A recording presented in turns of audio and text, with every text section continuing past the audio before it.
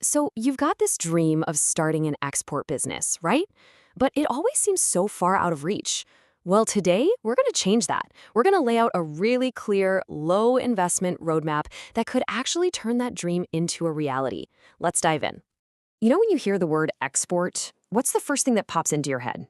For a lot of us, it's this picture of giant factories, huge warehouses, massive shipping containers, and of course, a bank account with a whole lot of zeros. It just feels huge, complicated, and super expensive. But what if I told you that whole intimidating image is really just one side of the coin? What if there's another way, a smarter way to get into the international market without needing your own factory or a pile of startup cash? Well, that's exactly what we're about to unpack. And the key to this whole thing is a simple idea: the merchant exporter. See, you don't have to make the product. Instead, you become a connector, a curator. Think of yourself as a bridge. Your job is to find amazing local products and connect them with buyers all over the world. Now, that is a much more affordable business to build. So, here's our game plan for today. We'll start by shifting our mindset, then walk through the legal stuff, how to pick the perfect product, where to source it, how to find buyers, and finally, how to ship it smartly. It's the complete step-by-step guide. All right, first things first, we have to reframe how we're thinking about this. The entire low-cost model really just hangs on one big idea. You're not a high-capital manufacturer. You're a nimble, clever merchant. Okay, now for the practical stuff. Building your legal foundation sounds like a really big, scary deal, doesn't it? But honestly, it's designed to be pretty simple and affordable, especially when you're just getting your feet wet. These are the four big pillars you need. And the most important part is right there at the top, step one. You can just start as a sole proprietorship. This lets you skip all the complex and expensive stuff involved in setting up a private company, at least for now. After that, you get your main license, the Import-Export Code, your GST number, and a certificate from an Export Promotion Council. And if you're still not convinced this is accessible, just look at this number: 500 rupees. That's roughly the government fee for the core license you need to become an exporter.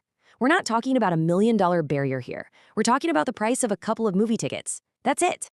All right, you're all set up legally. Now comes the fun part. What are you going to sell? And I've got to tell you, this is probably the most critical decision you'll make for keeping your business on a budget, because your product directly controls your biggest cost: shipping. And the rule you need to live by, your new mantra, is this: high value, low weight. You want to ship things that don't cost a fortune in freight, but can still get you a really good price on the other side of the world. Think small and precious, not big and bulky. So what does that actually look like? Well, here are some great examples. Think about value-added foods like unique spice powders or organic honey. Or what about eco-friendly goods like jute bags? They're super light and in high demand right now.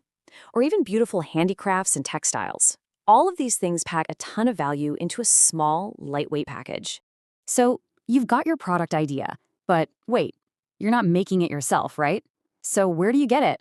This question brings us right to the heart of what being a merchant exporter is all about. The magic word you need to know is white labeling. It's pretty simple, really. You find a fantastic local producer. Maybe it's a farmer making incredible honey, or a small workshop weaving gorgeous towels, and you team up. You buy their product, and then you package it and sell it under your brand name. You get an amazing product without any of the factory headaches. This partnership creates a really clear division of labor. The manufacturer, they handle the production. Your job is to be the brand owner and, this is crucial, the quality controller. Since your name is going on that box, you are 100% responsible for making sure every single item is perfect and meets international standards. Okay, you're legal, you've got a product, and you have a supplier. Now for the million-dollar question: how on earth do you find customers? Well, forget about booking expensive flights to trade shows. Your first clients are waiting for you right where you're sitting, online. Here are 3 super powerful, low-cost tools you can use today. Jump on LinkedIn and start searching for sourcing managers in countries you want to sell to. Create free profiles on B2B portals like Alibaba or IndiaMart, where buyers are literally searching for people like you. And here's a pro tip: email the commercial wing of Indian embassies in other countries. They often have lists of local importers they're willing to share. You did it. You found a buyer. They love your product and they want a sample or maybe a small first order.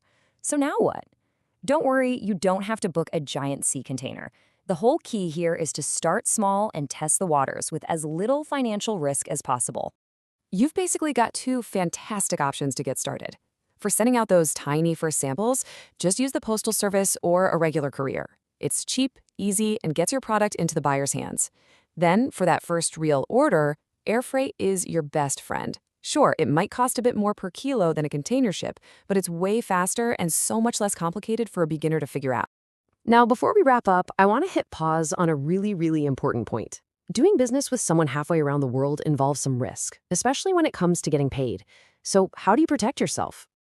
This right here is your financial shield. First, you should always try to negotiate an advance payment. If the buyer can't do that, then you use something called a letter of credit, which is basically a guarantee from their bank. Second, get an insurance policy from an organization like the ECGC. This is your safety net. It protects you in case a foreign buyer doesn't pay. Seriously, do not skip these steps. So there you have it. From a simple legal start and a smart product choice, to finding clients from your desk and shipping in small, manageable batches, the path to becoming a merchant exporter, a global trader on a budget, isn't some big mystery anymore. Your roadmap is clear.